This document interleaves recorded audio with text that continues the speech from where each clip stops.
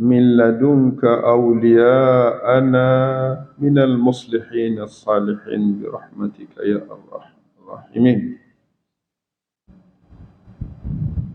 Sallallahu ala Muhammad. Yang terakhir tu kita minta pemimpin kita yang akan dipilih nanti supaya Allah kurniakan kepada kita pemimpin yang adil lagi salih, insya-Allah.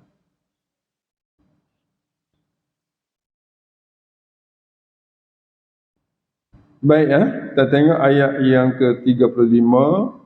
Ya Bani Adam. Ini kali yang keberapa ni? Yang keempat, empat daripada ayat 26. Ya Bani Adam, qad anzalna alaikum libasan. Yang kedua, ya Bani Adam, la yaftinannakumus syaitanu kama akhraja abawaikum minal jannah. Yang ketiga, ya Bani Adam, khudhu zinatakum inda kulli masjidin wa kulu washrabu wa la tusrifu. Yang ketiga, yang keempat, hari inilah. Ya Bani Adam, imma. Imma ni jika datang. Sebelum ni ada dah ayat berkaitan jika datang ni, surah Baqarah awal-awal lagi. Ayat mengenai ihbitu.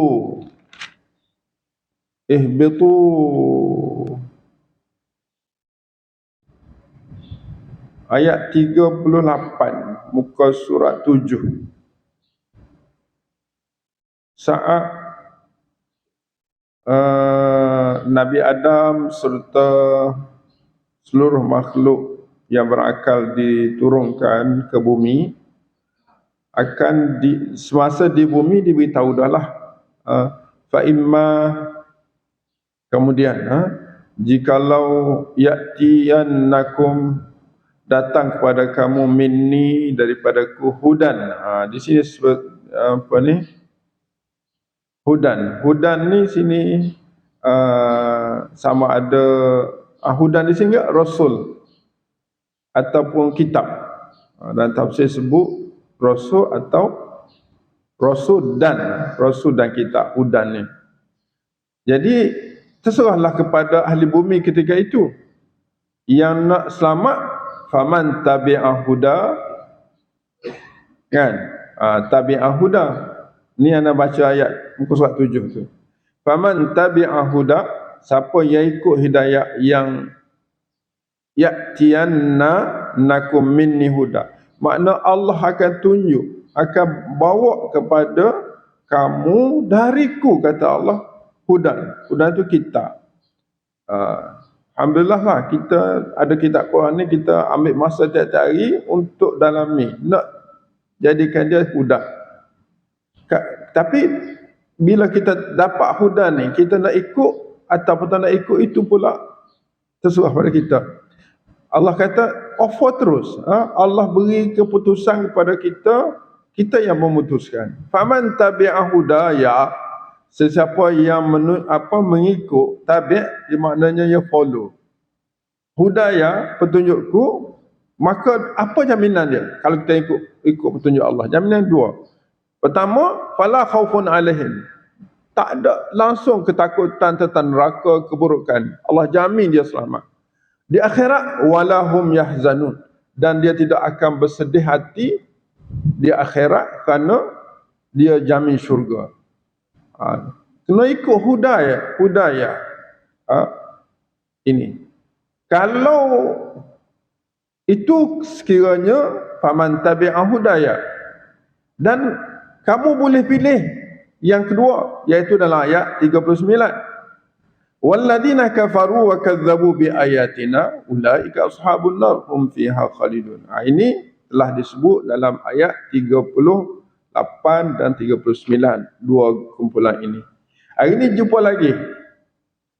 Ya Bani Adam, imma jika ya'tiyannakum rusulun. Di sini sebut rusul. Tengok Quran ni dia tafsir. Quran ni dia tafsir ayat dengan ayat sendiri. Sebelum ni faman tabi'a hudaya. Fa imma ya'tiyannakum minni huda. Dia tak sebut rasul. Dia sebut huda. Ayat ni dia tafsir huda tu ialah rusul. Maknanya Quran mentafsir Al-Quran. Imma ya'tiyannakum rusulum minkum. Ni minkum pula, tadi minni. Minni itu ayat tadi minni itu maknanya aku yang utus. Minkum tu orang yang aku utus tu daripada kamu. Gitu, dua beza. Ayat hari ni dia tafsir aku tu pun bukan malaikat, aku tu pun minkum, di kalangan manusia seperti kamu. Ayat hari ni. Tujuan apa rasul itu datang? Surah Baqarah tak ada tujuan apa, dia tak sebut. Hari ni dia tafsir. Tujuan rasul diutus itu, dan dia daripada kamu sendiri, bukan kamu tak kenal dia manusia biasa. Tujuan dia datang ialah yaqussuna alaikum ayati. Makna hudan itu rasul dan kitab. Sebab apa? Sebab rasul datang bersamanya ayati, kitablah ayat-ayatku. Rasul ini dia mengesahkan, menceritakan, mentafsirkan lagi kepada kamu ayat-ayatku. Jadi bila rasul sampai, kamu juga ada dua keputusan, dua sikap, dua pilihan, dua calon. Kalau ngundilah ni lah, pilih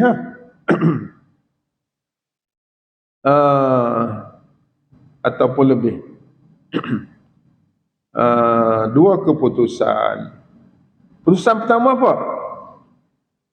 Famanittaqa wa aslaha. Maknanya dalam ayat sebelum ni faman tabi'a hudaya tu dengan makna famanittaqa. Dengan makna famanittaqa. Cuba bandingkan ayat 30 ayat muka surat 7 dengan ayat hari ni. Itu faman tabi'a hudaya, di sini famanittaqa. Hudayat, ikut hidayat mana bertakwalah. Kemudian wa aslaha, dua kena buat, bukan sekadar ittaqa. Wa aslaha, aslaha ni hak masa kerja dulu sibuk, tak ada nak islah. Dulu sepatutnya, ada orang ceritalah, dulu sepatutnya saya belajar Quran awal-awal lagi. Quran ni walaupun tidak ustaz pun kena belajar erti Quran, tapi tak ada dulu, sibuk dengan dunia. Maka hari ni baru ada peluang. Dia aslaha, kan? Dia aslaha. Dulu tak mari masjid, sekarang ni mari masjid. Aslaha. Faman ittaqa wa aslaha. Takwa, orang takwa pun dia kena islah juga. Ingat kau, orang takwa ni tak ada apa dah, tapi kena cari ilmu juga, islah. Islah ni pada aslaha daripada perkataan salaha, saluha. Saluha hasil daripadanya salih. Kalau aslaha hasil daripadanya muslih, islah. Makna aslaha ni termasuk orang yang menjadi pemimpin. Orang jadi pemimpin ni tugas dia bukan saja memberi apa yang dikehendaki, tapi dia kena betul, kena islah orang yang dia pimpin. Nak jadi YB apa, kena tahu ni, kena baca Quran, kena faham Quran, kena tadabbur Quran, kena reti 100% Quran. Kalau nak jadi tak Quran pun tak tahu, takut kita bawa ke lain. Bawa ke lain ni dia dalam ayat mana? Dalam ayat ya Bani Adam mana? Mungkin dalam ayat ya bani adam khuzu zinatakum inda kulli masjid tu qul man harrama zinatallah, takut silap situ ke, ataupun dalam ayat 34 qul innama harrama rabbiyal fawahisha ma zahara minha wa ma batan. Kita jadi pemimpin, kita bawa penyanyi-penyanyi, lepas tu susahlah kan, bagi peluang ke dia mari, dia buat hal, kita tak boleh nak halang dia, tak boleh nak terima dia pula. Jadi dia kena tahu benda-benda begitu.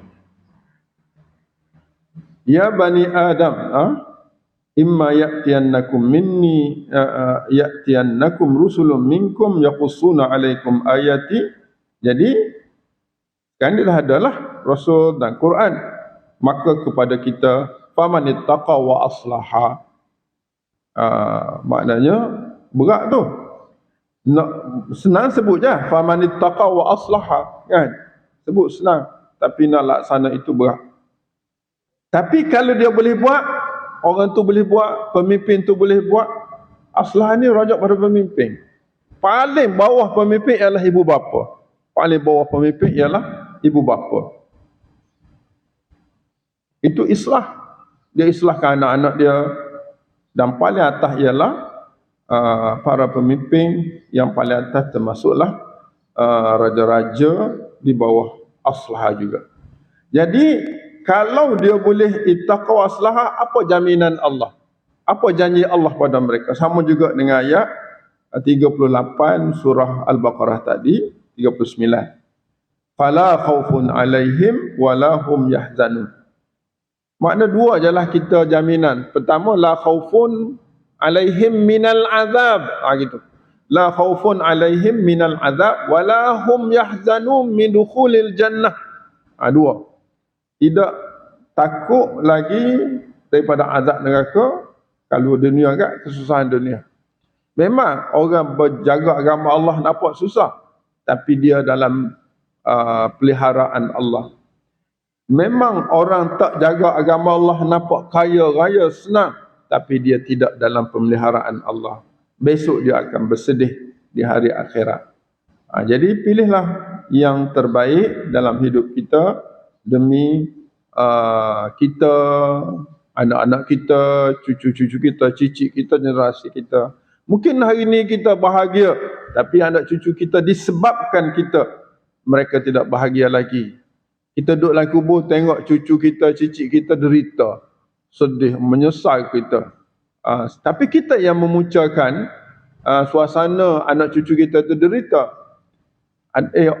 Orang tahu tak? Orang dalam kubur ni tahu tak penderitaan anak-anak? Dia tahu tak orang mati? Ada tak ayat begitu? Ayat mak ayah menderita kerana perbuatan anak. Banyak tak ayat-ayat begitu? Cuma dia tak sempat, dia tak boleh nak cerita kita lah. Nak kata aku duduk sedih ni, tak ikut. Sedangkan punca anak tak ikut tu dia. Dia. Semasa dia hidup dulu, dia tidak susung hidup dengan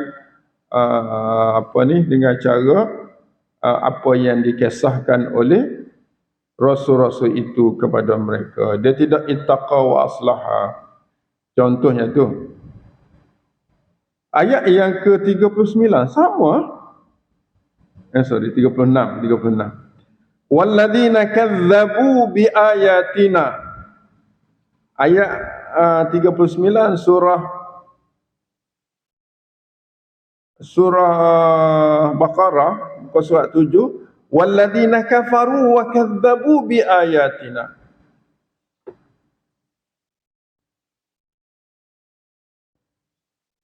Dalam ayat ni walladzina kadzabu biayatina. Dalam ayat tu kafaru wa kadzabu. Dia sifat kufur ni, dia akan membawa kepada pendustaan. Tidak ada orang kufur boleh bercakap benar. Orang kufur ini, dia akan diselangi dengan wa kadzabu bi ayatina. Cuma dia ta'alluq lah. Dia mungkin dia benar tentang dunia. bab ekonomi dia stabil, dia benar. Tapi bila kita istidlal dengan ayat-ayat Allah, dia tak boleh terima. Setengah ada diviralkan, dia kata suruh orang Islam bertaubat. Kan? Suruh orang Islam bertaubat kerana silap. Jadi orang kafir suruh Islam bertaubat. Macam mana nak bertaubat? Kan? Dia kafir, dia suruh kita bertaubat, kembali ke pangkal jalan. Kita kata dah. Itu silap faham terhadap konsep hidup.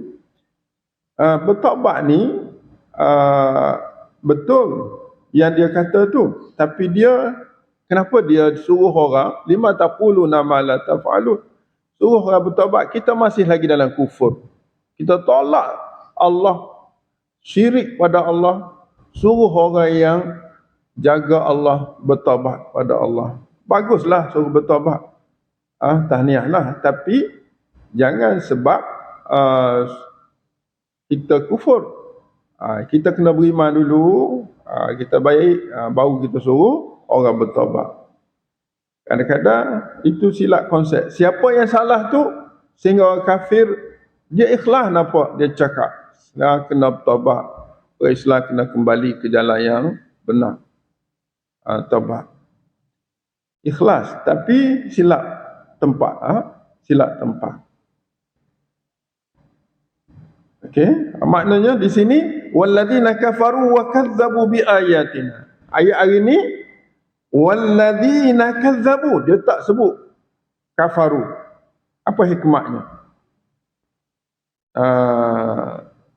Hikmahnya orang kadzdzabu ni memang orang kafir.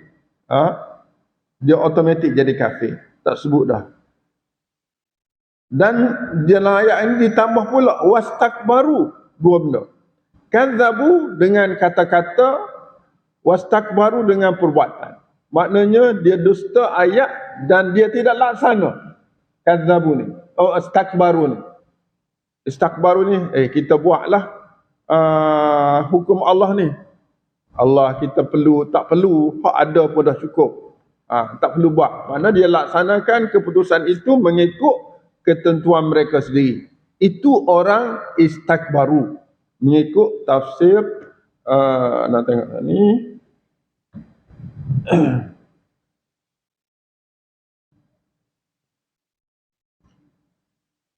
Anda cek ni dalam tafsir Sa'di, tafsir As-Sa'di baru.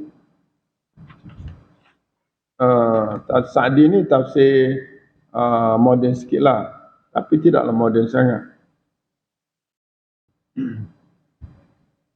Jadi dia kata wa kadzdzabu.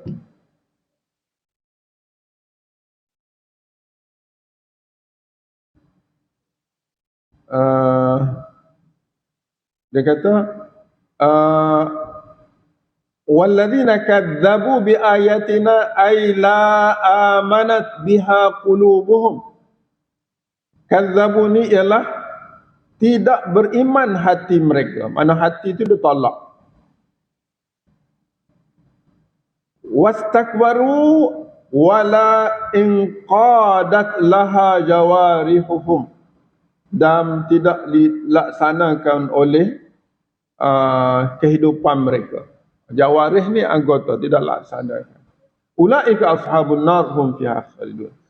Maka keputusan Allah, orang yang macam ni, mereka ini adalah penghuni-penghuni syurga, penghuni-penghuni neraka. Penghuni-penghuni neraka kamastahanu bi ayati, seperti mana dia telah menghina ayat-ayatnya, ayat-ayat Allah, mereka akan dihina di dalam neraka. Makna disebabkan dia hina ayat-ayat Allah dengan membohongi serta sombong daripada melaksanakan, kamastahanu bi ayati walazamu bit at-takdziba biha, dan mereka tidak langsung lazamu, mulazamah, bertegas dan berkeras untuk tidak menerima ayat-ayat Allah. Uhinu bil azab ad-daim al-mulazim. maka di akhirat mereka dihina. Sebab dia hina ayat Allah, mereka dihina dengan azab yang berterusan, yang tidak ada tempat keluar lagi. Itu disebut dalam As-Sa'di, salah satu dari tafsir. Kalau Ibnu Katsir dia kata apa?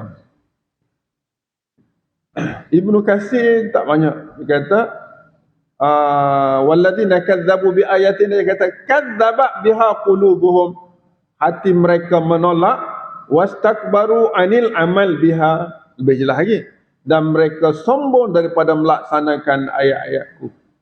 Itu wastakbaru.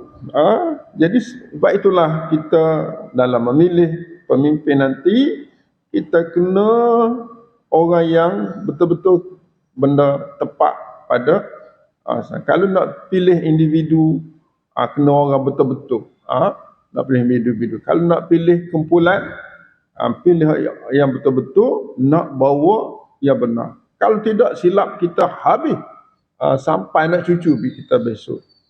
Kan? Jadi tuan-tuan kena, saya sendiri pun kena minta pada Allah petunjuk. Banyakkan sebut Rabbana atina min ladunka rahmah wa hayyi' lana, tekan situ, wa hayyi' lana min amrina rasyada. Hayyi', tunjuk, pandulah kami dalam setiap urusan kami. Masa tu niat nak pergi ngundi, kan? Nak ngundi. Kadang-kadang dia nak pergi ngundi hak ni, jumpa orang tengah jalan bagi 100, kita pun ngundi hak orang beri duit. Tak ada sikap, tak ada peribadi, tak ada nilai kita.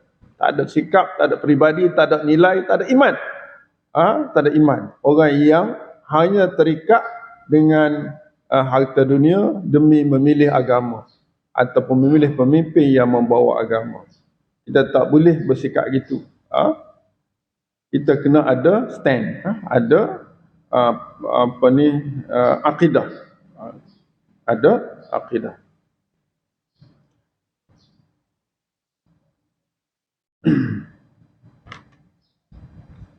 Sebenarnya yang disebut dalam khutbah-khutbah Jumaat yang lepas, diminta oleh tuanku supaya memilih yang menjaga agama, yang boleh memberi keadilan dan seumpamanya. Jadi kita sampaikanlah. Baik, itu berkaitan dengan ayat ini. Kena pula ayat milih ni. Musim pilihan raya ni, ayat mengenai memilih ni. Sebab apa? Kita kata ayat milih, kat mana ayat milih ni? Imma tu, jika datang kepada kamu Rasul. Rasul ni siapa? Hari ni. Rasul ni siapa hari ni? Rasul ialah, Rasul tak ada dah. Al-ulama, al-umara, pemimpin-pemimpin, al-a'immah, pemimpin yang menggantikan Rasul itu, ataupun para ulama, ataupun gabungan para ulama dengan umara untuk membawa agama Allah. Sebab dalam hadis sebut pemimpin yang adil, ulama yang membantu akan membawa kepada taqwa dan islah. Walladzina kadzabu bi ayatina wastakbaru, jawab dia wastakbaru anha. Anha tu an ayatina. Anha an ayatina. Jawab dia ulaika ashabun nar. Maknanya dalam mendusta dengan hati, meninggalkan laksana dengan anggota, itu menyebabkan mereka akan dihunikan dalam neraka. Dan hum fiha khalidun, ayat lengkap tu, hum mubtada, fiha khalidun khabar, ataupun khabarnya khalidun. Fiha tu biasanya hum khaliduna fiha ataupun hum fiha khalidun. Dua-dua betul, tapi Allah pilih fiha duduk tengah-tengah untuk menunjukkan bahayanya berada dalam neraka. Hum fiha, asalnya hum khaliduna fiha, tapi diletak di depan untuk menakutkan kita. Dia letak neraka dulu depan tu, menakutkan kita tentang azab Allah Subhanahu wa taala. Tapi kalau kita tak rasa, kita tak rasa takut bila Allah kata hum fiha, Allah berdebar dah. Sebab neraka duduk depan. Khalidun duduk belakang. Nak cerita neraka tu bahaya. Asal ayatnya hum khalidun, mubtada khabar. Biasa mubtada khabar dia dekat. Muhammadun imam. Muhammad tu imam, dekat je. Muhammadun fil masjid imam. Muhammadun imam fil masjid. Dua boleh hayat. Tapi tengok kita susun kat mana. Susunan itu, setiap ayat yang kita baca, tengok susunan itu. Cari mubtada khabar, fi'il, fa'il, maf'ul, itu basic. Dan tengok Allah susun macam mana. Kita kena ingat gini. Ini simple fahaman dari sudut susunan ayat. Mubtada khabar dekat. Subjek predikat duduk dekat. Tapi kalau dipisahkan, ada hikmat yang tertentu. Ataupun diletak jarak. Ataupun letak jauh, ada hikmat. Begitu juga, fi'il, fa'il, maf'ul, dia duduk dekat-dekat je. Dia ayat asal. Mula-mula fi'il dia mula. Ayat biasa, dia tidak, kita orang Melayu kecek isim dulu. Muhammad pergi ke kedai. Kita tak kata pergi ke kedai Muhammad, kan? Tapi Quran dia cakap fi'il dulu. Quran dia cakap pergi ke kedai, pergi Muhammad ke kedai. Kita cakap Muhammad pergi ke kedai, kita terjemah. Jadi sebab tu kita duk tengok orang je, kita tak tengok perbuatan dia. Kalau kita nak tengok anak, nak tengok, kalau anak kita tengok apa ni, Allah. Kalau anak kita nak kahwin ataupun kita nak kahwin, kita tengok orang. Kita tak tengok perangai dia. Kan, sepatutnya tengok perangai. Sebab apa? Sebab setiap ayat dalam Quran dia mula dengan, dia asal ayat dia mula dengan perangai dulu. Fi'il dulu, perbuatan. Baru fa'il, isim. Cuma atas kepentingan dimulakan dengan isim. Dimulakan dengan isim. Asalnya fi'il. Asalnya fi'il. Itu kita kena faham. Maknanya dia dekat-dekat. Muhammadun apa ni?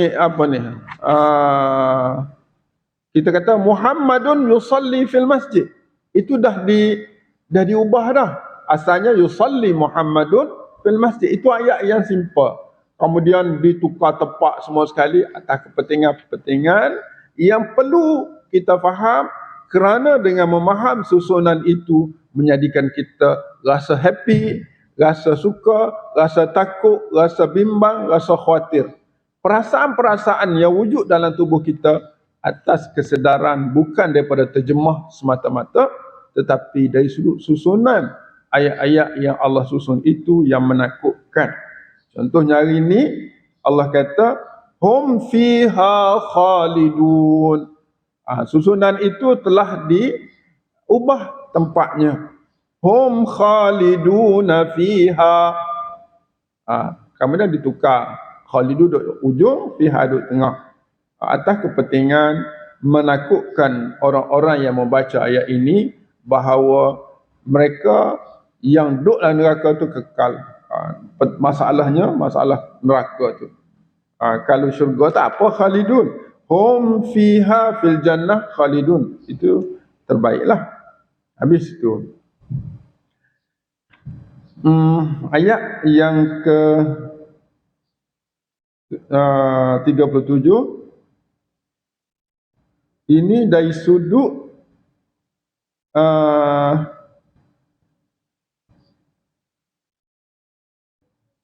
kedudukan orang yang berdusta. Mana ayat 37 ni bandingan ayat 36. Bandingan orang yang berdusta dan istikbar, sombong, takabur dengan ayat-ayat Allah. Allah kata, kalau orang itu menolak, tidak beriman dengan ayat Allah, kemudian tidak melaksanakan, dia ada dua kemungkinan dia berlaku pada diri dia. Dua kemungkinan berlaku.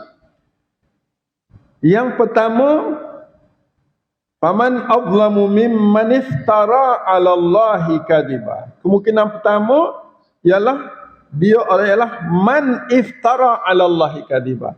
Dia akan membuat satu kuasa lain yang dia taat. Iftara. Kata Ibn As-Sa'di asy-syarik. Asy-syarik au taqawwala. Syarik ni dia cari orang lain daripada Allah untuk taat. Berhala kalau orang syirik. Dia ikut apa ni kata-kata dewa-dewa dan seumpamanya. Au taqawwala. Dia cuba taqawwala, mengada-adakan pandangan sendiri. Taqawwala ni mengada-adakan pandangan sendiri mengikut tafsir Sa'di. Dengan sebab itu dah iftara 'ala Allahi kadzib. Au kadzdzaba, yang kedua ialah au kadzdzaba bi ayatih. Dia selain daripada mengada-ngadakan yang lain, dia menolak apa yang dah ada. Dua jenis penderhakaan, dua benih istakbaru. Pertama dengan mengadakan yang baru, dengan mencari selain pada Allah syirik, ataupun buat satu perkara fakta hukum yang baru. Itu kemungkinan berlaku kepada orang yang kadzabu bi ayatina wastakbaru anha. Ataupun kemungkinan yang kedua, dia kadzaba bi ayati, dia mendustai apa yang telah ditentukan Allah. Apa dia jawab kepada orang ni? Ulaika yanaluhum nasibuhum minal kitab. Ini penting ni ayat ni. Ulaika yanaluhum nasibuhum minal kitab. Mereka itu ni siapa? Yakni iftara, man iftara 'ala Allahi kadziba au kadzdzaba bi ayatihi. Orang ni. Mereka itu yanaluhum, akan mendapatkan nasib, ialah bahagian mereka. Nasibuhum, bahagian mereka minal kitab, dari kitab. Kitab ni kitab takdir, Lauh Mahfuz. Kitab takdir ni ketentuan Allah yang azali. Maknanya tuan-tuan, memang kalau kita tengok ayat ni, kita boleh, ketentuan Allah yang azali tu kita boleh berubah. Kita boleh, orang kata apa? Kalau tengok ayat ni, ulaika, dia berlaku ni, dia berlaku kezaliman dulu. Dia kadzabu bi ayatina, maka kalau dia beritahu, dia tak berubah semua sekali, baru dia itu dianggap yanaluhum nasibuhum minal kitab, daripada ketentuan. Makna dia boleh berubah, boleh meninggalkan ketentuan Allah tu. Allah memang bukan makna ketentuan, maknanya Allah datang kepada mereka hidayah. Faman tabi'a hudaya, makna tidak ada satu paksaan dan tidak ada satu maknanya ketentuan yang mutlak, yang dia tak boleh ubah dah kerana Allah dah tentu dia. Tak. Kalau kita tengok faman tabi'a hudaya, offer lagi. Makna setelah dia mendustai dan tidak melaksanakan, maka ketika itu ulaika yanaluhum nasibuhum minal kitab, baru dikira orang itu telah menyembelahi apa yang ditentukan. Maknanya sebelum dia memilih, dia ada peluang sebenarnya. Dia ada peluang. Dan buktinya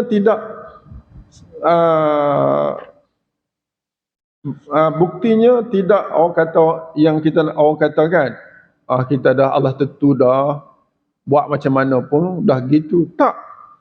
Faman tabi'a hudaya, dia offer. Hari ni pula dia kata faman ittaqa wa aslaha, offer. Bila di offer, kita memilih jalan yang menyeronokkan dunia, kita terlibat dengan seronok ya. Seronok rasa jadi macam-macam yang kita dapat tu kita seronok. Itu ya. Jadi baru Allah kata ulaika yanaluhum nasibuhum minal kitab. Hatta idza ja'atuhum rusuluna. Rusuluna di sini bukan rasul manusia ni. Malaikat-malaikat. Rusuluna di sini malaikat. Apa bukti rusuluna ini malaikat? Yatawaffawnahum. Mereka mengambil nyawa mereka. Yatawaffawna malaikat. Malaikat datang mengambil mereka, mematikan mereka itu ialah manusia yang dalam keadaan membohongi, iftara 'ala Allahi kadhiba au kadzdzaba bi ayati. Jangan sampai datangnya kematian yang datang oleh malaikat, diambil oleh malaikat. Bila mati, dibangkit besok, mati ni dibangkit. Qalu ainama. Qalu tu malaikat tanya. Ainama kuntum tad'una min dunillah. Sebab orang kadzabu bi ayatina ni biasanya dia orang syirik. Iftara 'ala Allahi kadziban, orang syirik. Jadi dia tanyalah, malaikat tanya, ainama kuntum tad'una min dunillah. Wahai sekalian manusia, di mana tuhan-tuhan kamu yang kamu sembah selain daripada Allah? Dulu di dunia kamu sembah selain daripada Allah. Mana tuhan-tuhan kamu? Apa jawab ahli neraka ataupun orang-orang yang iftara 'ala Allahi kadziba tu? Au kadzdzaba bi ayatihi? Dia jawab, qalu dhallu 'anna. Dia tinggal kami. Dhallu 'anna ni dia tinggal kami. Maknanya dia tak cara. Kenapa pemimpin kamu tinggal kamu, Tuhan kamu tinggal kamu? Ada kisah berikut nanti dalam ayat yang kita akan baca insya-Allah dengan izin Allah besok. Wa syahidu ala anfusihim annahum kanu kafirin. Dan mereka telah mengaku, syahidu ni, mengaku ala anfusihim, atas diri mereka. Apa pengakuan mereka? Annahum kanu kafirin. Sesungguhnya mereka semasa di dunia dulu orang yang kafir, orang yang ingkar. Dulu tak iktiraf. Dulu mengatakan kamu kena bertaubat wahai orang Islam, kembali kepada kebenaran. Hari ini mu pula mengaku salah. Ini hakikatnya. Kan? Ayat berikut insya-Allah kita sambung esok kot. Tapi ayat ni berkait ni. Qalu dukhulu fi umamin qad khalat min qablikum minal jinni. Tak apalah, kita sambung besok, nanti serabut tak faham pula yang ni. Kita faham setakat yang ada dulu.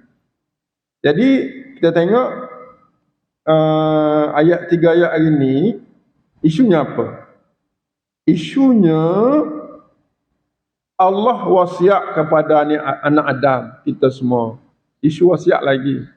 Wasiat ni kalau datang pada kamu Rasul, kan, itulah aku yang utuh, dan Rasul yang aku utuh tu pada kamu. Ini wasiat Allah pada sekalian anak Adam. Tak semua bangsa lah, Cina, Melayu, India, semua bangsa. Yang penting anak Adam. Tapi kita ambil tak, kita beri perhatian tak, ramai orang barat yang kembali kepada agama kerana dia mencari hidayah. Dia kata apa? Imma ya'tiyannakum rusulun minkum yaqussuna alaikum ayati. Jadi sejauh mana sifat yaqussun ni? Kalau Rasul dah tak ada, siapa yang mengesahkan kepada mereka?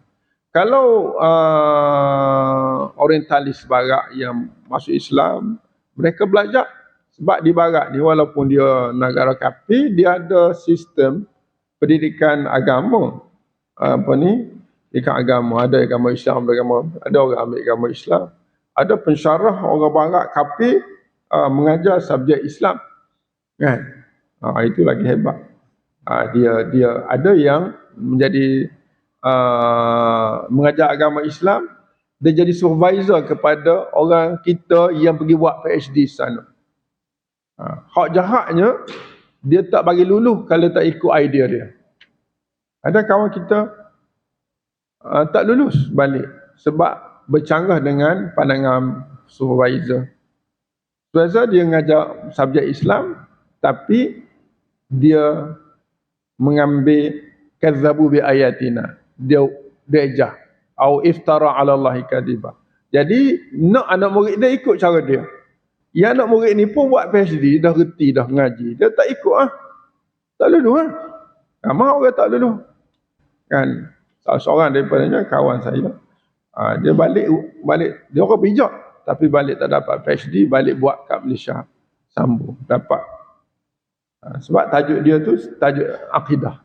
Tajuk akidah daripada Istad, UIA Istad. Jadi bahaya kita belajar dengan orang yang kazzabu bi ayatina. Kita belajar Islam dengan orang iftara 'ala Allahi kadhiba. Sebab tu orang-orang ngaji barat ni itulah antara mereka ada yang begitu. Satu sudut bagus, satu sudut cabaranlah kepada ngaji sana. Orang yang dah kuat, lepasan pondok apa dah, itu boleh. Kalau bobo cukup kena agama, pergi sambung barat, dia akan jadi terikut-ikut dengan ideologi. Contohnya ideologi berkaitan dengan huruf kan. Sedangkan umat Islam, ulama Islam tidak benarkan kita tukar huruf kan. Tukar huruf sin jadi sa jadi sin, tak benar. Ulama Islam berittifaq tak benar. Tapi kita orang Islam, kita ambil pandangan yang orientalis. Dalam kajian pandangan yang mengatakan boleh ubah huruf qaf jadi k, itu adalah pandangan orientalis. Pandangan Islam tidak membenarkan. Tapi oleh kerana kita pergi ambil dengan dia, kita ambil pandangan dia, ada 4 pandangan. Orientalis pun ada 2 pandangan. Pandangan pertama tak boleh ubah, dia merubahkan nilai hidup. Pandangan kedua boleh. Jadi kita ambil hak boleh. Padahal 1/3 je, seorang je hak kata tak boleh, hak kata boleh. Kita ambil hak tu. Sebab kita pergi belajar situ. Itu kesannya lah. Kesan kepada tak ada basic, pergi belajar barat, ambil Islam sana. Itu saya kaji sendiri mengenai huruf-huruf. Saya tak buatlah, saya supervisor kepada pelajar daripada negara Arab, pelajar daripada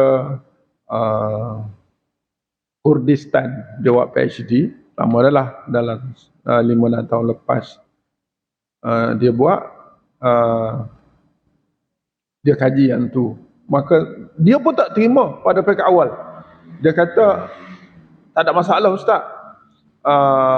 Tidak ada apa-apa kesan pun kalau kita ubah ayat qalbu, kalbu. Sebab bahasa Melayu kalbu ialah tak payah qalbu. Tak ada isu. Sabar, tak ada masalah. Anak kata, kenapa Quran mengajar sebut beza? Tiba-tiba kita praktis, tak beza, tak sama. Mesti ada masalah. Tak ada. Saya dah 20 tahun, dia kata. Saya jadi guru 20 tahun di negara Arab. Saya tak ada isu pun. Tak apalah, walaupun 20 tahun mengajar, menjadi guru, sekarang ni menjadi murid aku, mungkin kena buat juga. Dia kata tak apa, kebagi masa seminggu membuat. Dia buat. Jumpa. Hari lepas seminggu dia jumpa. Dia orang rajin, orang pandai. Sebab dia cikgu. Jumpa. Itulah hujah. Ada jena dia tulis jena dengan bahasa Arab. Wallahu alam. Jadi itu yang kita kena faham. Orang ni dia akan iftara 'ala Allahi kadhiba au kadzaba. Kalau kita belajar dia orang alim, kita belajar dengan dia, kita akan terbawa-bawa dengan dia. Wallahu alam. Kita berhenti situ. InsyaAllah dengan izin Allah besok kita sambung ayat 38.